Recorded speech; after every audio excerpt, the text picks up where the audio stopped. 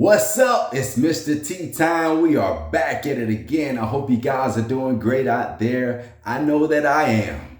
Hey, listen, I got to challenge you, right? I want you to do it in God's strength.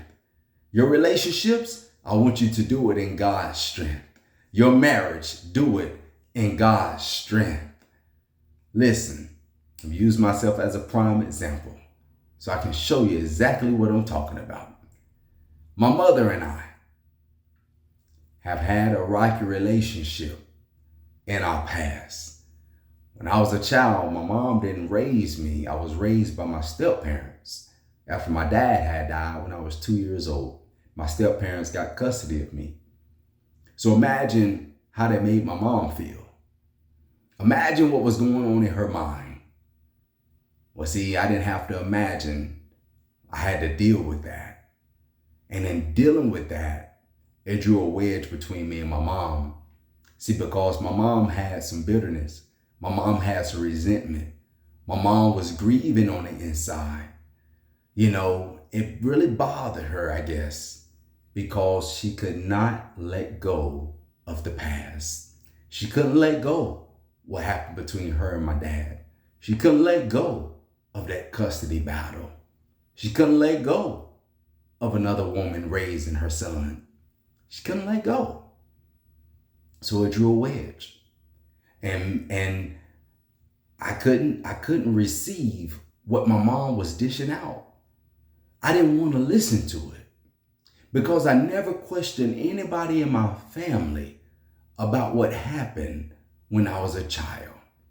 Why was I put up for adoption? Why was there a custody battle? Why didn't my mom raise me? What happened between my mom and my dad?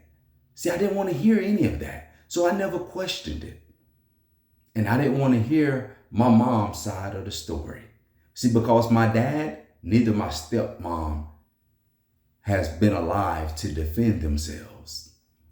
My dad couldn't defend himself. My stepmom, she couldn't defend herself.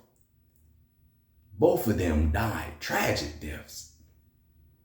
So I couldn't let my mom just say anything about them.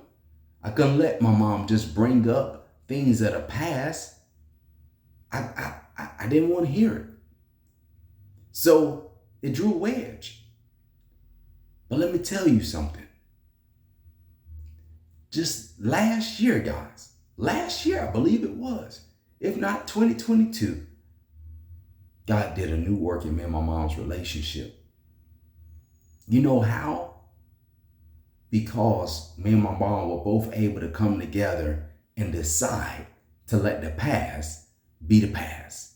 We decided not to bring those things up anymore. We decided that we're not going to live on those terms anymore. We're going to make some new terms. We're going to come to a new agreement that we're going to rise above what has happened and press toward what lies ahead. So we decided to operate in God's strength.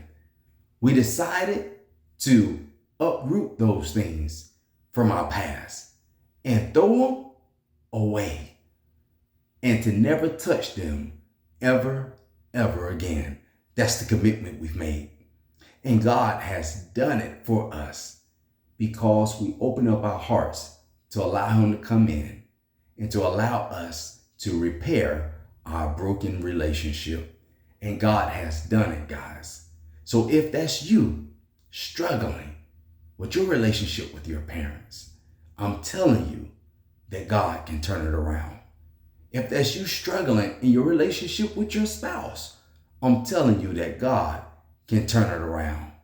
See, it used to bother me because I'm an extrovert. I love people. I gain my strength and excitement from helping others, from seeing other people do well in life. That inspires me. That keeps me going. And for me to be able to form relationships with other people and not have a relationship with my mom, man, that thing used to bother me, guys. But now, me and my mom relationship is amazing. It's amazing. Me and my mom talk at least once a week.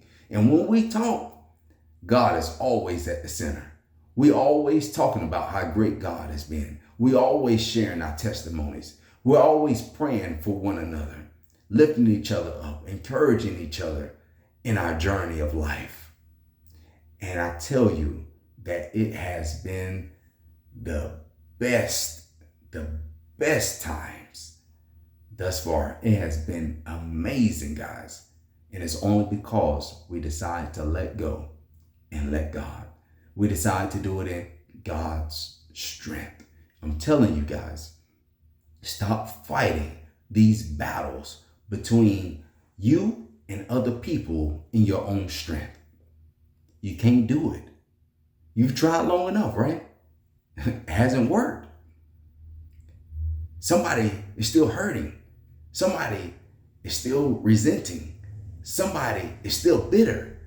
Somebody has formed thoughts of you and decided that that's what you're going to be and that you're not going to change. But I'm telling you today, guys, to release yourselves of that thinking. Release yourselves of that hurt, pain, and bitterness. Release it. Confess it to each other. Confess that, yes, I've done wrong in this relationship. Confess that I didn't do what I was supposed to do. Confess, guys. Confess your faults one to another that you may be healed. That's scripture, guys. See, salvation starts with confession. And that's how our hearts are healed. Our relationships and repairing those things and forgiving people also starts with confession and is good for the healing of that relationship. So I'm telling you, confess your faults and let God do a new work in your relationships. God can turn the hearts of men. God can do that. He can do it for you. He's done it for me. He has turned me and my mother's hearts towards each other in love. And he is at the center of our relationship. We recognize that what we had been trying to do didn't work because we were holding on to our emotions, holding on to the things of the past. But now we're walking in agreement with new terms of our relationship, to love each other, to respect one another, and to lift each other up at all times. No longer bringing things up from the past. What God has put under us, that's exactly where we're going to keep it. Where God has healed us from, that's exactly where we're going to remain.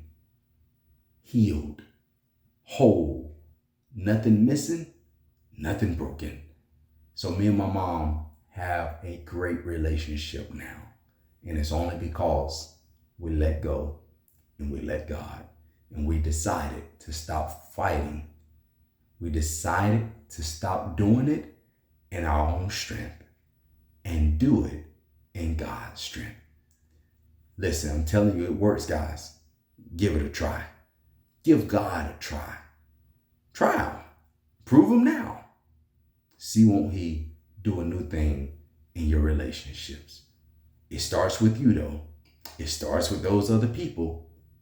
You have to open up your heart and let him come in. You have to open up your relationships and allow God to come in. He's not going to force himself in. You have to invite him in. And when you invite him in, watch him work. Be blessed, family. Peace.